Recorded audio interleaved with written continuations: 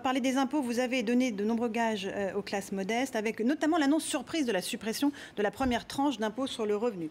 Combien de personnes est-ce que ça va concerner? On a beaucoup de mal à s'y retrouver entre tous les chiffres. Je n'ai pas donné des gages.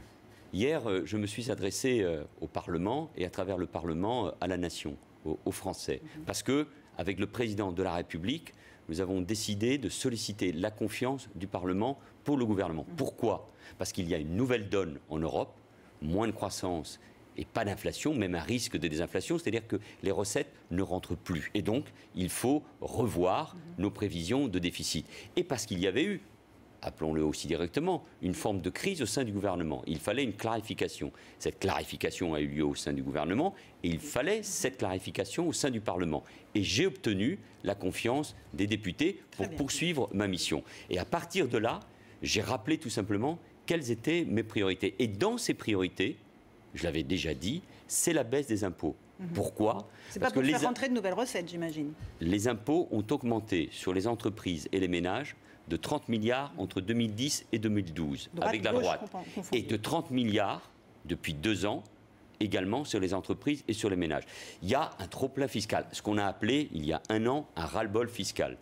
Il y a quelques mois, j'ai annoncé la baisse de l'impôt sur le revenu pour 4 millions de ménages, qui s'applique dès cette rentrée. Même si un certain nombre de nos concitoyens, et vous le montrez à travers les reportages, voient encore leur impôt augmenter. Et ça, c'est nouveau, ce que vous avez annoncé hier, j'ai annoncé hier que 6 millions de contribuables verraient eux aussi la baisse de l'impôt pour 2015. C'est ce que nous allons présenter dans la loi de finances, dans le budget 2015, dans quelques semaines, dans quelques jours. C'est ce qui va être discuté au Parlement dans quelques semaines par les députés et ensuite les sénateurs. 4 millions plus 6 millions, ça concerne exactement combien de personnes? On a un petit peu de mal à s'y retrouver. Non, je crois que les choses retenaient. Monsieur Eckert parlait de 9 millions de personnes cet après-midi, le secrétaire d'État. Mais les choses sont très claires et ne cherchons pas. Non, là on cherche juste à comprendre. Ne cherchons pas, Laurence Ferrari. Il n'y a pas de polémique.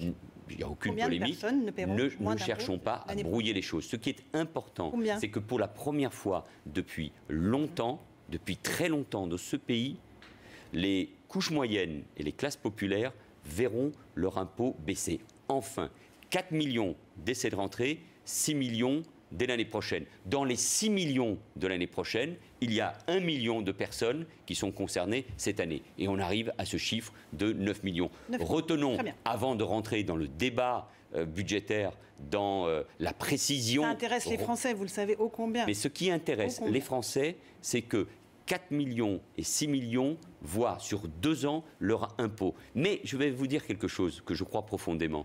C'est que ces Français n'y croiront pas tant qu'ils ne l'auront pas vu sur leur feuille d'impôt. Les 4 millions qui voient leur impôt baisser parfois même de 700 €, il y a aussi ceux qui ne paieront plus l'impôt sur le revenu, eux le croient. Et pour les autres, pour l'année prochaine, il faudra attendre qu'ils reçoivent leur feuille d'impôt au Parlement maintenant, de travailler, de préciser, d'ajuster cette baisse de la fiscalité. Mais cette première tranche d'impôt, concrètement, vous la rayez d'un trait de plume, on l'oublie. C'est ce que nous proposons, mais encore une fois, le Parlement va en discuter parce que je respecte le Parlement. Mais ça profite à tout le monde, à toutes les tranches supérieures aussi, ou pas? Je ne rentre pas à ce stade dans le détail. J'ai donné les indications hier, j'ai apporté une précision aujourd'hui, et ce qui va intéresser les Français, c'est cette baisse de l'impôt. Nous verrons dans les modalités pratiques, parce que sur ces questions de fiscalité, j'ai remarqué que plus on rentre dans le détail, et évidemment les Français, les contribuables l'attendent, mais on embrouille le message. Le message du gouvernement, c'est qu'on continue la baisse des impôts pour les couches moyennes et les classes populaires. Oui, mais la question, c'est qui paye quoi? Qui va payer quoi? Est-ce que ce sont les classes moyennes et supérieures qui vont donc payer l'ensemble de l'impôt? Quand on touche à la première tranche du barème sur l'impôt, qui sera supprimée, qui impose à 5,5% la fraction de revenus par part fiscale comprise entre 6 000 et 12 000 € environ, on touche les classes populaires et on touche aussi les classes moyennes. Donc qui, elles, paieront aussi moins d'impôts?